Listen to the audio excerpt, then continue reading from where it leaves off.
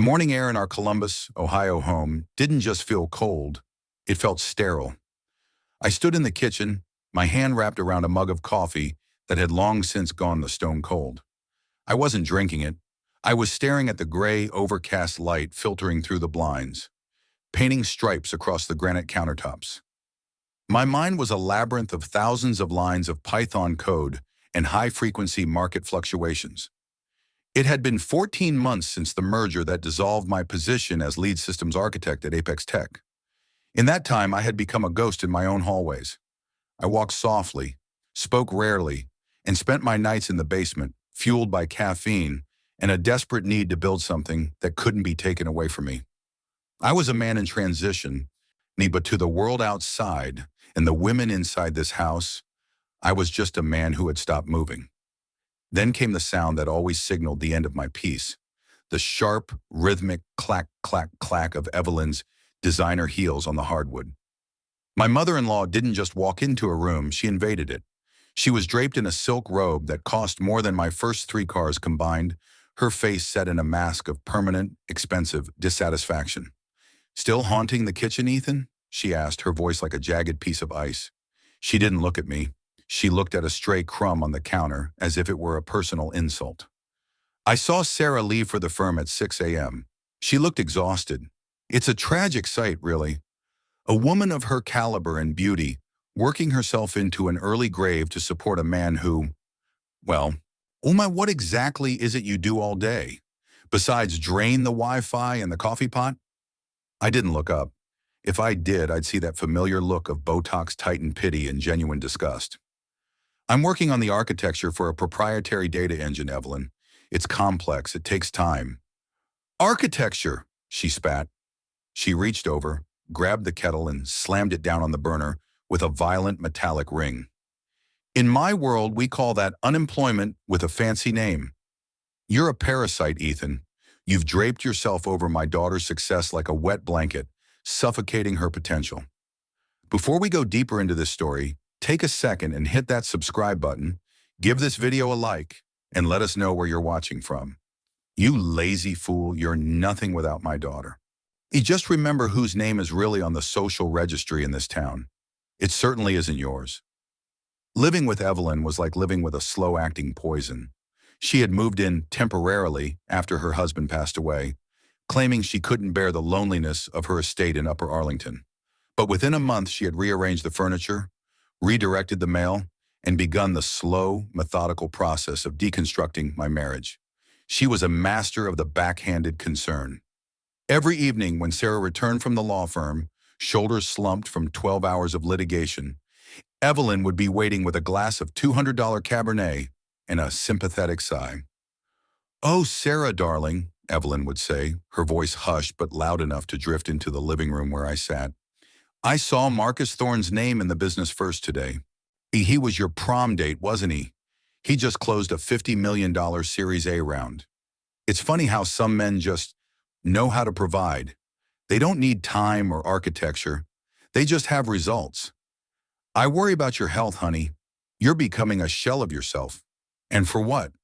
To fund a freelance dream that hasn't seen a cent in a year?" I would stand in the hallway, listening to the silence that followed. Sarah wouldn't defend me anymore. In the beginning, she would argue. She would tell her mother that I was brilliant, that we were a team.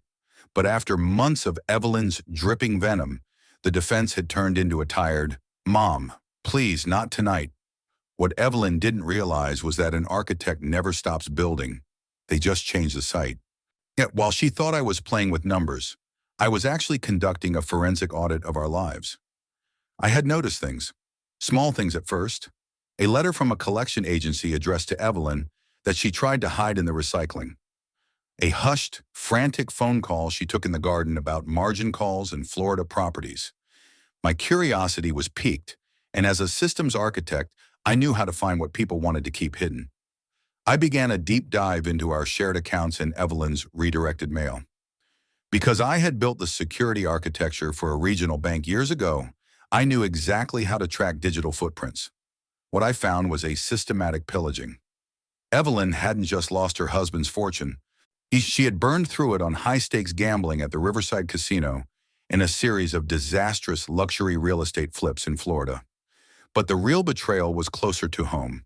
She had opened 3 high-interest credit lines in Sarah's name, using a forged power of attorney. Even worse, she was redirecting Sarah's quarterly law firm bonuses into a private offshore account in the Cayman Islands to cover her own gambling debts. My mother-in-law wasn't a grieving socialite. She was a white-collar predator. She needed me gone not because I was unemployed, but because I was the only person in the house with the technical literacy to see the digital breadcrumbs of her crimes. The following months were a masterclass in psychological warfare. Evelyn didn't just stop at verbal barbs. She began sabotaging my work. And I would find my server cables accidentally unplugged by the cleaning crew she hired. I found my technical manuals in the trash, covered in coffee grounds. "Oh, Ethan, I thought that was just recycling," she would say with a vapid, predatory smile. I didn't react. I couldn't afford to. I was deep in the optimization phase of the Revenant. Every hour I spent arguing with her was an hour I wasn't training the neural net. I began to live almost entirely in the basement. I became a literal ghost in the machine. Sarah would come down sometimes, her face etched with a mixture of guilt and exhaustion.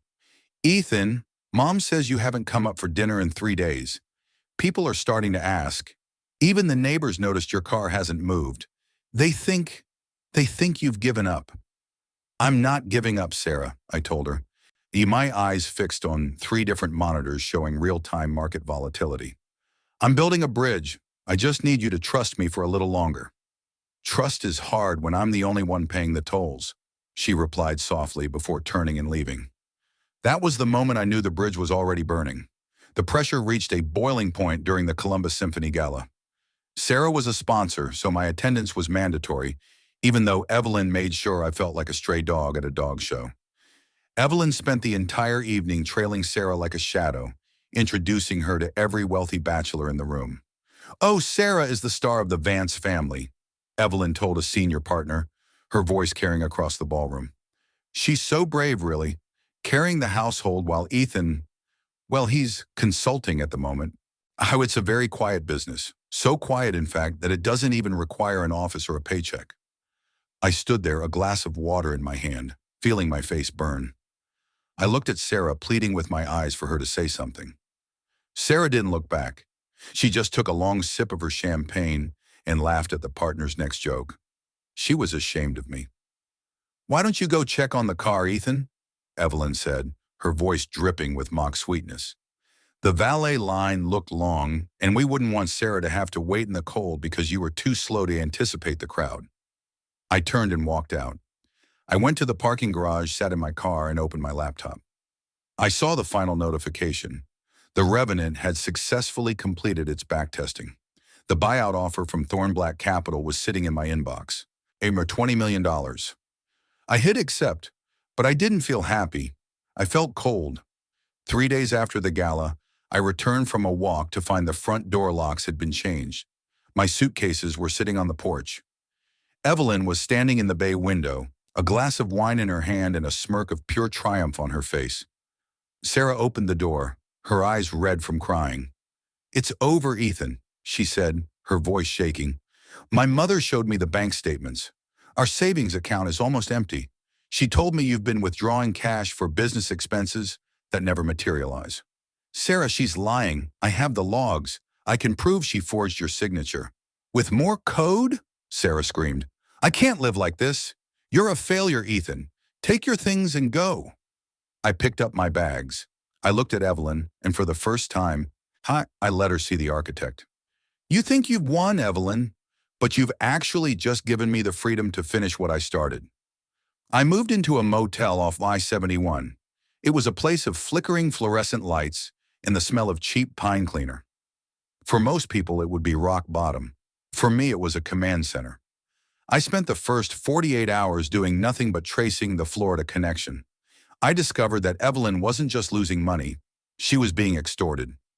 She had entered a predatory lending agreement with a group of developers who were using her social standing to front a luxury beach club that didn't exist. She had signed over Sarah's future as collateral. The more I dug, the more I realized that Evelyn's cruelty toward me wasn't just personality, It was a survival mechanism. She needed to isolate Sarah so that when she eventually asked Sarah to sell the house to save the family, there would be no one to offer a second opinion. I called Marcus Thorne, the CEO of Thorne Black Capital. "The deal for the data engine is on," I said, "but I need the payout in 48 hours. And I need your legal team to execute a series of anonymous acquisitions." For the next 10 days, I lived on black coffee and the blue light of 3 monitors. I watched as the $20 million hit my account. But I wasn't just collecting money. I was collecting leverage. I had my legal team buy up every bit of distressed debt connected to Evelyn Vance. I bought her past due country club fees. I bought her outstanding bridge loans for the failed Florida condos. When I even bought the signature loans she had taken out from private lenders to cover her casino losses. While I was in that motel, I didn't just attack her finances, I attacked her reputation. Evelyn's power came from the social registry. She cared more about what the neighbors thought than she did about her own daughter's happiness. I began sending digital breadcrumbs to the neighborhood gossip chain, anonymous emails containing bank ledger entries of Evelyn's gambling losses, time-stamped with the nights she claimed to be at the theater.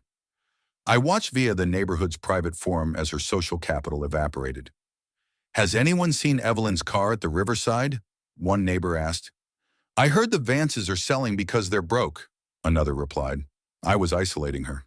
And I was making her feel the same ghost-like existence she had forced upon me for 14 months. By the time I was ready to return, Evelyn Vance wasn't a socialite. She was a woman drowning in a sea of her own secrets. The day finally came. Evelyn had pushed Sarah into the final move. They were in the middle of loading the last of the furniture. A large truck was backed into the driveway. Evelyn was standing on the lawn, barking orders at the movers like she owned the world. Sarah was sitting on the porch steps, looking smaller than I'd ever seen her. I pulled up to the curb in a brand new charcoal gray SUV. I stepped out, wearing a bespoke suit that finally fit the man I had become. "Ethan," Sarah gasped, standing up. "What are you doing here? You can't be here. The sale closes today. The new owners are coming at noon." "Actually, Sarah, the sale already closed," I said, adjusting my cuffs, "to a private holding company. That's me. I'm the new owner. And the noon arrival? That's my security team." Evelyn marched over, her face contorting with rage. "You! How dare you show your face here? I'll call the police. You're a vagrant. You're trespassing on private property." "Actually, Evelyn," I said, pulling a thick leather-bound folder from the passenger seat, "I'm the owner of the mortgage note, and I'm also your primary creditor. You see, I bought your debt in Florida. I bought your signature loan notes. I even bought the lease on that little apartment you were planning to move into. And I've spent the last 2 weeks having a forensic team trace every cent you stole from my wife." Sarah's eyes flew across the pages I handed her. She began to shake, not with sadness, but with a cold, terrifying clarity. She saw the transfer records from her bonus accounts. She saw the forged power of attorney documents. She saw the gambling receipts from the Riverside Casino, with her name at the top, but with Evelyn's player's card number attached. "Mom," Sarah's voice was a whisper, "is this true? You stole my retirement? You stole the money for our future? You framed Ethan for your gambling debts?" I was going to pay it back," Evelyn stammered. "I did it for us, Sarah, to keep up appearances. Ethan was useless anyway. He wouldn't have known what to do with that money." "You did it for yourself," I said, stepping forward, "and you used me as the scapegoat. You wanted me out because I was the only one who could see the digital footprints you were leaving. You didn't just steal money, Evelyn. You tried to steal my life." I turned to the movers. "Everything in the house stays, except for Evelyn's personal belongings. Those go on the sidewalk, now."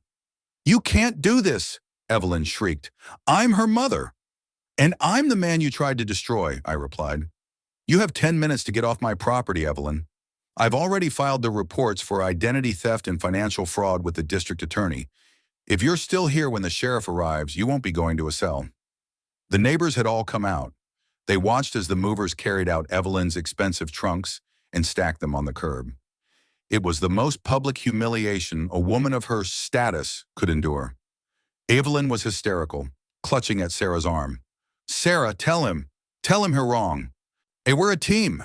Sarah pulled her arm away with a look of pure, crystalline disgust. We were never a team, Mom. I was your bank. And Ethan was the only one actually trying to build something real while I was listening to your lies. Don't call me. Don't ever call me again. Sarah turned to me, tears streaming down her face. Ethan, I'm so sorry. I was blind. I let her poison me. Please, let's go inside. Let's talk about this. I looked at the house. I looked at the woman I had spent years trying to build a life with.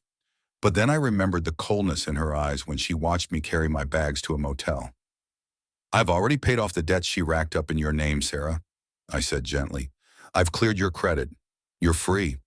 But you're not staying here. This house is the new headquarters for Vance Systems. You have 30 days to find a place of your own. I'll even pay the first 6 months of your rent, out of respect for who we used to be. Months later, I sat in my new office, the former master bedroom of the house. Vance Systems was now a global leader in high-frequency trading architecture. I didn't take Sarah back. Some foundations are too damaged to repair. She moved to a small apartment and started over, finally free of her mother's influence, but at the cost of the man who would have given her everything. As for Evelyn, I didn't send her to jail.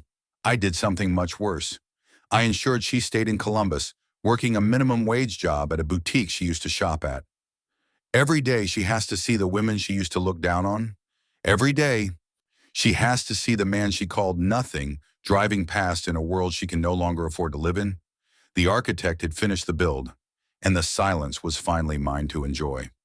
To understand the scale of what I did, you have to understand the architecture of debt. Evelyn thought money was something you held in your hand. I knew money was just a series of permissions in a database. I had spent my motel days creating a debt cluster. Every time Evelyn had missed a payment on her Florida condo or skipped a month at the country club, that debt was sold to third-party collectors. My holding company, EV Forensics, became the primary buyer of those collectors. I wasn't just her landlord.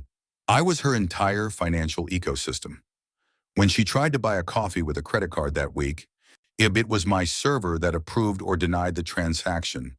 I denied them all. I wanted her to feel the ghost she had created. I am often asked if I ever felt guilty. The answer is a simple, cold no. An architect doesn't feel guilty when they tear down a building that is structurally unsound and filled with rot. They feel relief that they can finally start building something that won't collapse. Evelyn Vance was the rot. Sarah was the foundation that had been weakened. And I was simply the one who came in to clear the site. The story of the architect's silence isn't a story about money. It's a story about the moment a ghost decides to stop being invisible and starts being the most powerful person in the room.